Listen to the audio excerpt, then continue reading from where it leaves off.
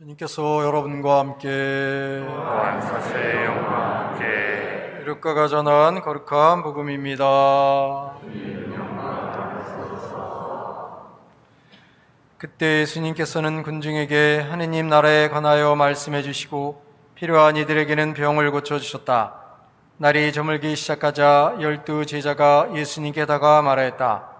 군중을 돌려보내시어 주변 마을이나 촌락으로 가서 잠자리와 음식을 구하게 하십시오. 우리가 있는 이곳은 황량한 곳입니다. 예수님께서 너희가 그들에게 먹을 것을 주어라 하시니 제자들은 저희가 가서 이 모든 백성을 위하여 양식을 사오지 않는 한 저희에게는 빵 5개와 물고기 2마리밖에 없습니다 하고 말하였다. 사실 장정만도 5,000명가량이나 되었다.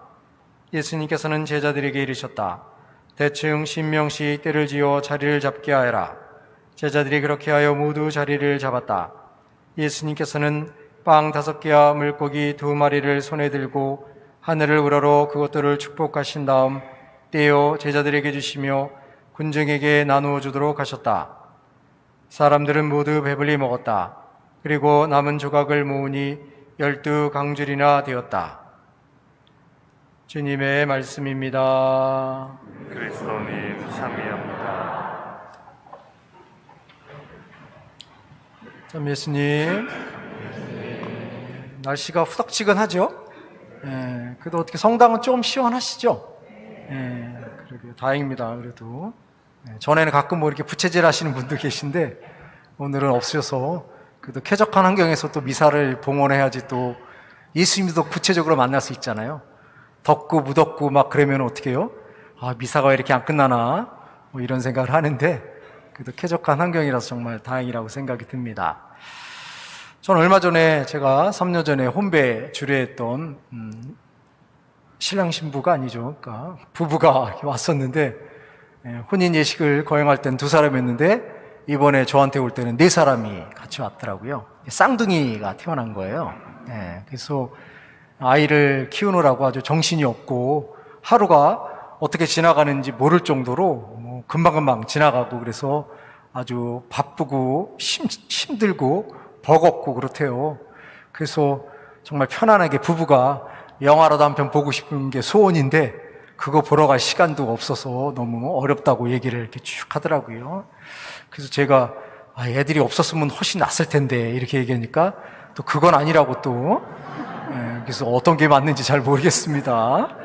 그래서 아마 아이들을 키우는 것이 뭐 보통 일은 아니겠죠. 아이들은 특별히 이성적인 판단 능력이 없기 때문에 본능적으로 살아가기 때문에 자기 욕구를 채워주기만을 기다리기 때문에 뭐 시도 때도 없이 울고 배고프다 그러고 뭐 등등 이런 행동을 하기 때문에 그 아이를 이렇게 성장시키는 여정이 그렇게 쉬운 것은 아니겠죠. 어찌 보면 고통스러운 어떤 시간일 수 있겠습니다.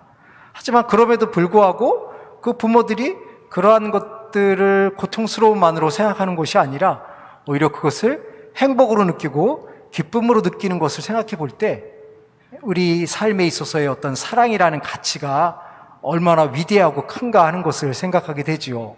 그래서 우리 삶에 있어서의 어려움들도 분명히 있지만 그 어려움을 승화시키고 그 어려움을 포용하는 것이 사랑의 어떤 아름다움이 아닌가 하는 그런 생각을 하게 됩니다. 오늘 복음에서도 예수님이 물고기 2마리와 빵 5개로 장정만도 5,000명이 넘는 많은 사람들을 먹이는 놀라운 기적을 행하십니다. 그런데 재미있는 것은 예수님께서 5,000명을 먹이는 그 기적을 행하실 때 예수님이 행하셨던 여러 가지 행위들은 단순하게 예수님의 행위로서 끝나는 것이 아니라 그것은 예수님께서 체험한찬을 거행하실 때 행하셨던 행동과 비슷하고 유사하다는 것을 알 수 있죠. 그래서 예수님은 군중들을 모아놓고 그들 앞에서 하느님께 감사의 기도를 드리고 축복을 하시고 떼어주는 이 동작과 행위가 흡사 예수님이 체험한찬 때 제자들에게 당신의 몸과 피를 나눠주시는 행위와 연상이 된다는 것을 알 수가 있습니다. 결국 오늘 예수님이 5,000명을 먹이는 놀라운 기적을 행하신 것은 예수님의 무한한 능력, 예수님의 놀라운 능력을 드러내고 가시화하는 것이 목적이 아니라 예수님이 바로 이렇게 모든 사람을 위해서 희생될 것이라는 것을 암시하는 의미에서 오늘의 기적 이야기가 복음서에 나오고 있습니다. 아마도 예수님께서도 제자들과 체험 한찬을 하시고 그 다음날 십자가를 짊어지시는 여정이 결코 쉽지는 않았을 것입니다.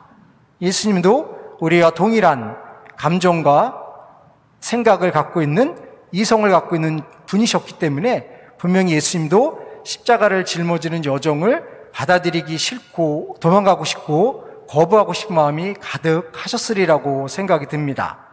하지만 그럼에도 불구하고 예수님이 그 여정을 묵묵히 받아들일 수 있었던 것은 당신의 십자가의 죽음을 통해서 우리의 죄가 없어지고 우리가 새로운 사람으로 태어날 수 있다는 것에 대한 사랑의 마음이 더 크셨기 때문에 예수님이 그러한 삶을 받아들일 수 있었던 것이 아닌가 하는 생각을 합니다. 그래서 오늘 우리가 봉헌하고 있는 그리스도의 성체와 성혈 대축일은 바로 예수님께서 당신의 몸과 피를 우리의 구원을 위해서 희생 제사로 봉헌해 주신 것을 기념하는 날이기도 합니다. 그래서 우리는 미사를 통해서 영성체를 하면서 예수님의 그 거룩한 몸을 받아 먹고 예수님의 사랑이 우리들에게 얼마나 큰 것인가 하는 것을 기억하고 상기하게 됩니다. 예수님의 몸을 받아 먹음으로 인해서 우리는 이제 예수님과 같은 한 몸이 돼서 예수님의 사랑과 예수님의 기쁨을 함께 공유하는 사람으로 끊임없이 성장해 가는 것이겠죠. 그래서 우리가 세상을 살아가면서 예수님과 같은 마음, 예수님의 사랑의 마음을 간직하려고 노력하는 것이 우리들의 아름다운 모습이 아닌가 하는 생각을 합니다. 물론 예수님과 같은 사랑을 다른 이들에게 실천한다는 것은 결코 쉬운 일은 아닐 것입니다. 하지만 그럼에도 불구하고 예수님 역시 고통스러운 것이 있었지만 고통스러운 것을 뛰어넘는 사랑의 가치를 알고 계셨고 또 사랑을 통해서 얼마나 많은 이들에게 기쁨과 행복이 주어진다는 것을 아셨기 때문에 우리를 위해서 기꺼이 당신을 내어주실 수 있었던 것이겠죠. 그래서 우리도 예수님의 성체를 받아 먹음으로 인해서 예수님과 같이 우리의 고통보다는 사랑에 승화되고 사랑을 실천할 수 있는 새로운 사람으로 거듭 태어날 수 있으면 좋겠습니다. 잠시 눈을 감고 우리가 어떻게 예수님의 그 사랑의 마음을 다른 이들과 나누며 살아갈 수 있을까 생각해 보겠습니다.